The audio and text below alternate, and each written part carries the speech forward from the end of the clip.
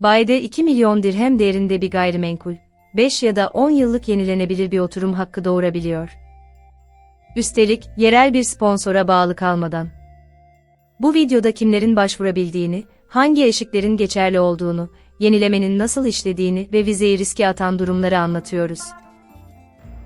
Çoğu kişinin atladığı bir detay var, ona da geleceğiz. Golden Vize, BAE'nin resmi uzun süreli ikamet programı. Standart oturumdan iki farkı var. Birincisi süre, 5 ya da 10 yıl.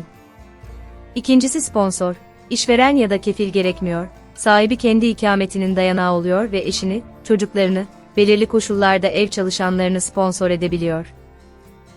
Bir de esneklik var. Klasik Birleşik Arap Emirlikleri ikameti, 6 aydan uzun yurt dışı kalışlarda çoğu durumda geçersiz olurken, Golden Vize'de bu 6 aylık kısıt uygulanmıyor. Program tek bir profil için tasarlanmadı. Bu videonun çekildiği tarih itibarıyla başlıca kategoriler şunlar: eşiğin üzerinde gayrimenkul sahibi yatırımcılar, onaylı bir fona ya da şirkete sermaye koyanlar, BAE'de tescilli girişimi olan iş insanları, doktor, bilim insanı, mühendis ve üst düzey yönetici gibi uzman yetenekler, üstün başarılı öğrenciler ile mezunlar. Her kategorinin kendi belgeleri, kendi eşiği ve kendi onay makamı var. Dubai Golden Vize başvuruları da aynı federal çerçeveye tabi. Türk yatırımcıların en çok tercih ettiği yol gayrimenkul. Genel kural, tek bir mülk ya da birden fazla mülkün toplamı olarak, yaygın uygulamada yaklaşık 2 milyon dirhemlik eşiği aşmak. Mülkün tamamlanmış olması ya da onaylı bir geliştiriciden alınmış proje aşamasında bir taşınmaz olması, başvurunun kabulünü etkileyebiliyor. Mülk hipotekli ise bankadan alınan bir yazı ve ödenmiş asgari tutar gibi ek koşullar gündeme gelebiliyor.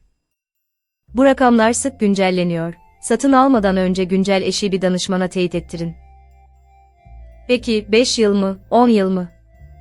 Genel çerçevede 5 yıllık vize daha çok gayrimenkul yatırımcıları, belirli girişimciler ve öğrenciler için kullanılıyor. 10 yıllık ise daha büyük yatırımlar ve resmi olarak tanınan nitelikler için.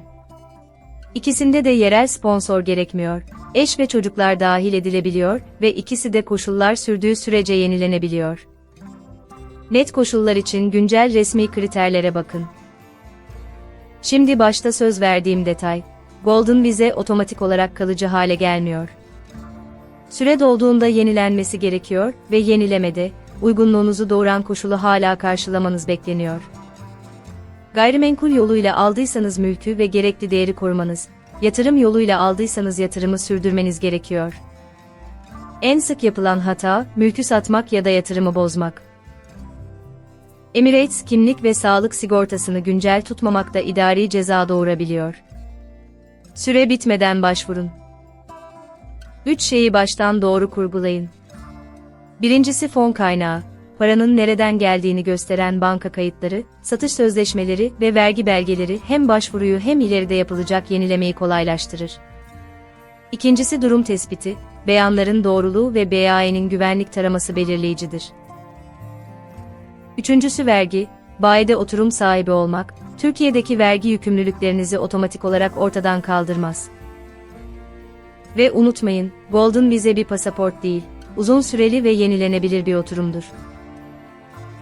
Özetle, eşiği karşılayın, dayanağı süre boyunca koruyun, belgeleri güncel tutun. Süreç genellikle uygunluk analizi, mülk ya da yatırımın edinilmesi, ön onay başvurusu, biyometrik ve sağlık işlemleri, ardından vizenin ve Emirates kimliğin düzenlenmesi şeklinde ilerliyor.